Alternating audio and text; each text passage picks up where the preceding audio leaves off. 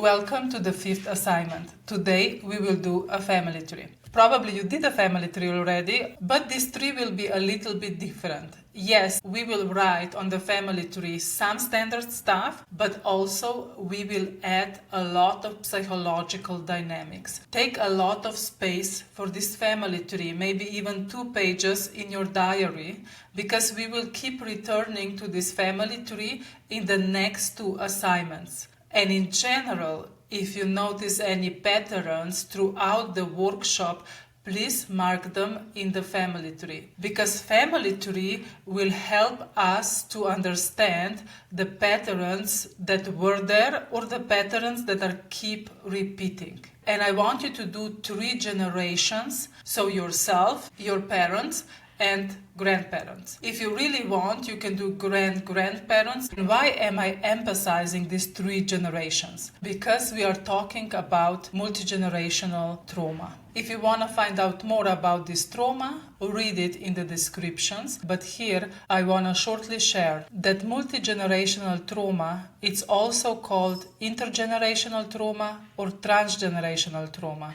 In Canada, they discovered that children and grandchildren of Holocaust survivors are seeking psychological help much more compared to the general population.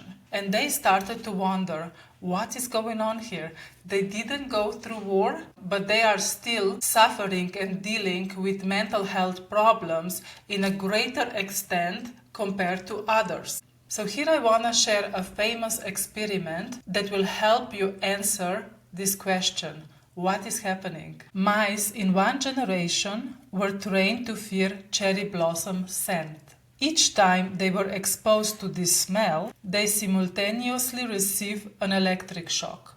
So smell of cherry blossoms and electric shock at the same time. After a while, these mice had a greater amount of smell receptors associated with that particular scent, enabling them to detect it at the lower concentrations. So they were more sensitive to this smell. They also had enlarged brain areas devoted to those receptors. Researchers were also able to identify changes in the mice sperm, which is also interesting. The most intriguing aspect of the study occurred in the next 2 generations. Both the puppies and grandpuppies were exposed to the cherry blossom odor, but not to electroshock. But when exposed, they became jumpy and avoided it, despite never having experienced it before. The mice appear to inherit not only the sensitivity to the scent, but also the changes in the brain, also the fear response associated with it. So we are talking about the trauma that is passing down through generations, although only one generation experienced the trauma. That's why I believe that drawing family tree is extremely important for discovering the patterns. Let's do it. Once you draw the family tree, we will write the following points next to each member, including yourself. If you don't have an answer to all the points, not a problem. And maybe you are not 100% clear on what exactly happened. I want you to write it down anyways. So what you heard about or what you believe, what you are sensing, but you cannot really confirm it, write it down.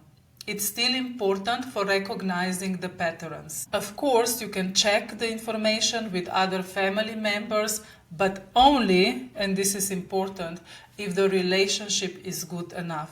We don't need all the answers for this exercise. Let's go through the points together. First, write the name of each family member, the age and date of birth, education and occupation, major life events. So here you write what you think were major life events for this person, cause of death if they are no longer with us, medical conditions and psychological disorders. I don't know how it was in your country, but in my country, for the generation of my grandparents, I am a millennium, we said that the person is sick on the nerves. This is actually referring to a mental health illness. Also write down relationship status, Is this person married, living together with a partner, widower?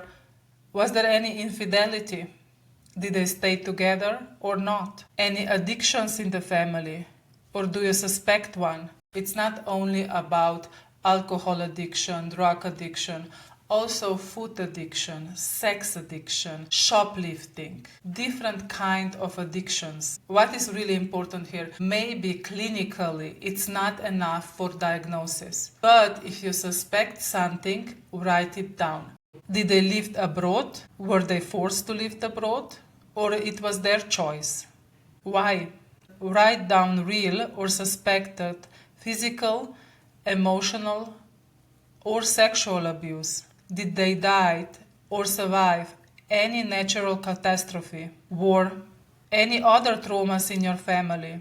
Go through the list of adverse childhood experiences. I'm putting this list again on the screen. Go through them and check if one of your family members went through any of these adverse childhood experiences. Were one of the family members murdered or they killed someone? Were there any family rules, values, or rituals? Here you can find a lot of positive things, because in this family tree, when we are looking for the patterns, we are not only looking for the negative, unpleasant patterns, but also for the positive ones.